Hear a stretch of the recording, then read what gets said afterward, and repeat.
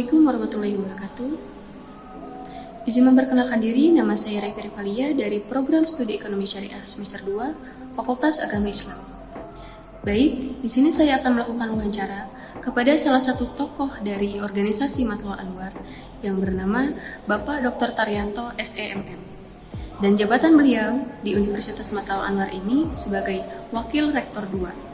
Tujuan saya untuk melakukan wawancara ini yaitu untuk memenuhi salah satu tugas dari mata kuliah perilaku organisasi yang mana dosen pengampunya itu bernama Dr. Randos Haji Muhammad Zain MM. Untuk kelanjutannya, yuk kita simak video berikut ini. Bismillahirrahmanirrahim. Assalamualaikum warahmatullahi wabarakatuh. Waalaikumsalam warahmatullahi wabarakatuh. Sebelumnya Revi meminta izin ya Pak ya, mohon maaf mengganggu waktu sebentar. Tadi mau mewawancarai Bapak di sini, tapi untuk memenuhi salah satu tugas dari mata kuliah perilaku organisasi yang dimana dosen pengampunya itu Bapak Dr. Randos Haji Muhammad Zain. Sedikit Revi bacakan tentang CV Bapak ya. Nama lengkap Dr. Taryanto SEMM, jabatan di UNMA ini sebagai Wakil Rektor 2. Nomor telepon 0812 12 12 34 11. Alamat lingkungan Cibunyung, Cilaku, RT 2, RW 2, Curug, Kota Serang, Banten. Kode pos 42171. Jalan Kiai Haji Mas Abdul Rahman, nomor 10, Sekati, Pandeglang, Banten. Alamat kampus IPM 42273. Email ya Pak ya? Bapak Taryanto @unma.banten.ac.id. Baik. Mungkin kurang lebih seperti itu ya CV Bapak. Mungkin Revi meminta izin untuk langsung ke pertanyaan ini saja ya Pak ya. Di sini ada beberapa pertanyaan yang ingin Revi ajukan kepada Bapak gitu ya. Langsung saja lanjut ke pertanyaan pertama. Menurut Bapak, bagaimana pandangan Bapak terhadap situasi dan kondisi politik saat ini menjelang pemilu tahun 2024? Ya, terima kasih Revi atas kesempatannya. Kondisi politik Indonesia menjelang pemilu serentak 2024 itu relatif dinamis sebagai konsekuensi dari praktek demokrasi yang sedang diterapkan di Indonesia.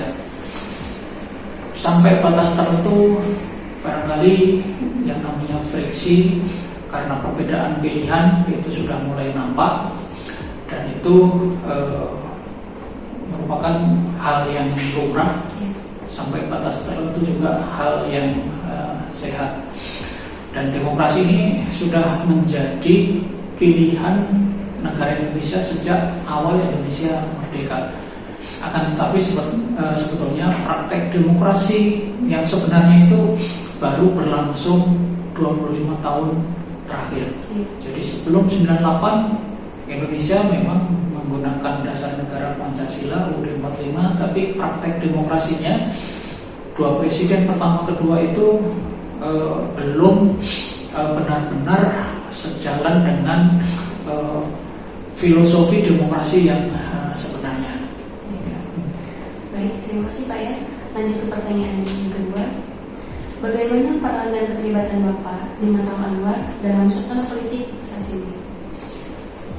Peran saya tidak lepas dari posisi saya di sini sebagai wakil rektor, kemudian di lingkungan MA sebagai anggota majelis amanah, di mana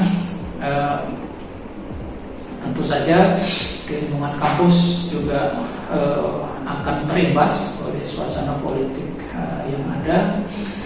Di majelis amanah sebagai entitas yang tugasnya memberikan saran, pendapat dan lain sebagainya terhadap MA, itu tentu saja juga menyesuaikan diri ya dengan situasi yang ada. Dan tentu saja dari apa yang akan terjadi di tahun 2024 ini, punya harapan bahwa MA itu bisa mengambil bagian yang lebih besar, lebih luas di percaturan politik secara nasional melalui jalur legislasi tentu saja. Baik, lanjut ke pertanyaan berikutnya Pak ya.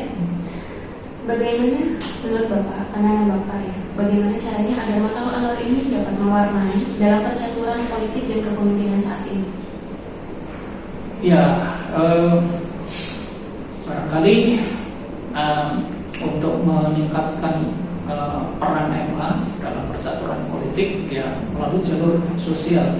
Sosial ini bisa sosial politik, bisa sosial ekonomi, tapi juga bisa melalui jalur birokrasi, termasuk juga dalam organisasi kemasyarakatan.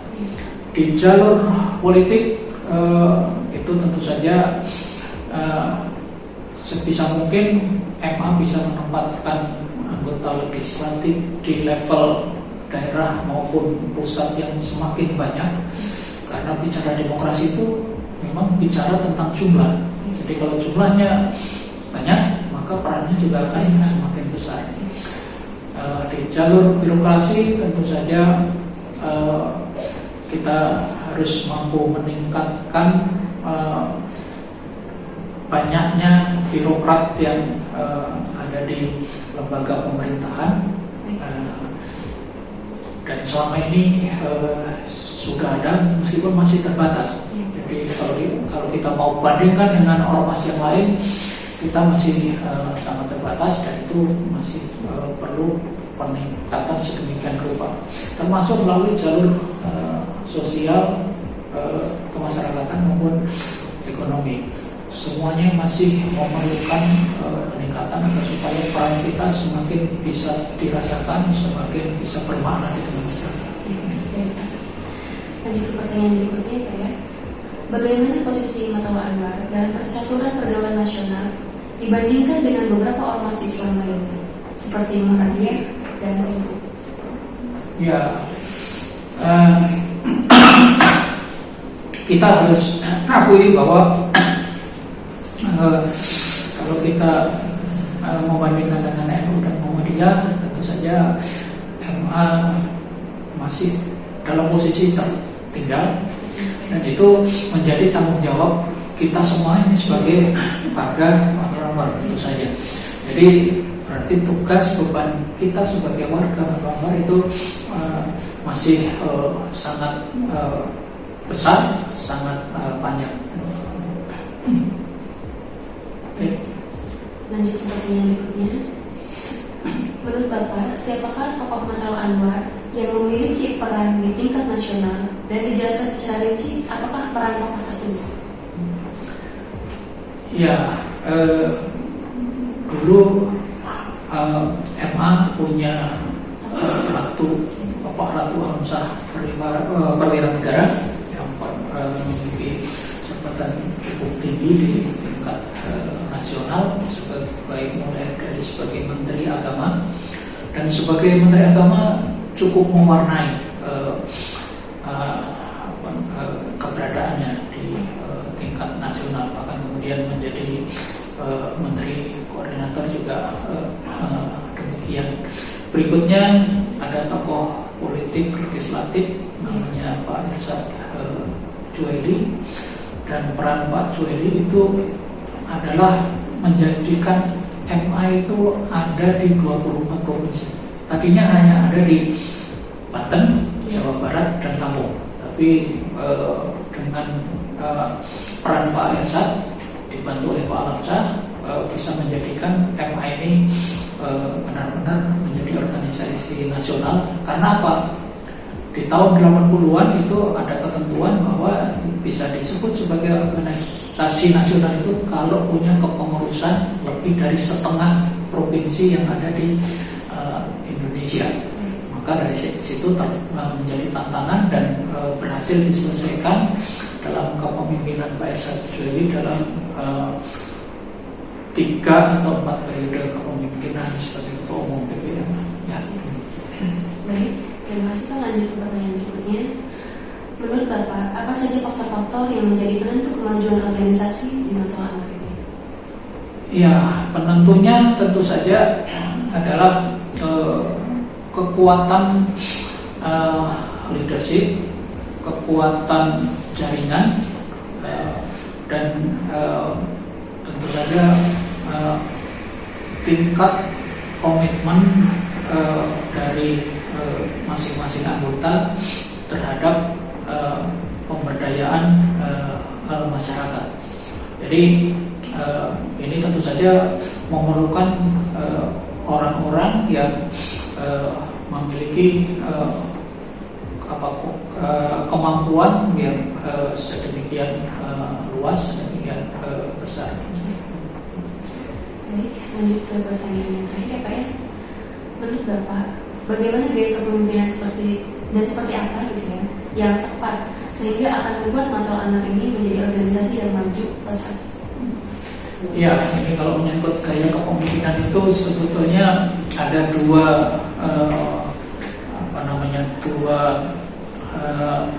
sisi, antara demokratis ataukah otoritarian. Nah, sebuah organisasi kemasyarakatan tentu saja sangat tidak mungkin dipimpin secara otoritarian. Jadi tentu saja berarti harus berada di ekstrim demokratis. Ya, sebenarnya demokratis ini meminjam dari kepemimpinan politik, tapi tentu saja sebuah ormas juga bisa dalam sejumlah hal itu bisa menjadikan metamorfosis bahwa sebuah ormas itu di dalamnya juga terdiri dari multi entitas, kemudian semua anggota itu harus punya hak yang sama untuk berperan serta di dalam organisasi. Jadi ini tentu saja sama sekali tidak mungkin kalau kemudian menggunakan gaya kepemimpinan otoritarian. Dan pilihannya tentu saja ya pada ekstrim yang satu lagi, yaitu sistem demokratis tadi ya. Jadi seperti itu ya Pak ya, menurut Bapak itu gaya kepemimpinan yang seperti apa yang tepat gitu ya untuk memajukan Matra Anak ini menjadi organisasi yang besar gitu ya. Baik, terima kasih Pak ya. Mohon maaf telah mengganggu waktunya, karena di sini saya juga untuk memenuhi salah satu tugas gitu ya dari tenaga organisasi gitu Pak ya. Terima kasih karena telah memberikan jawaban yang begitu detail, yang begitu jelas gitu ya, sehingga Revi juga dapat memahami apa isi dari jawaban Bapak tersebut gitu ya. Baik, terima kasih Pak ya. Sama-sama. Assalamualaikum warahmatullahi wabarakatuh. Waalaikumsalam warahmatullahi wabarakatuh.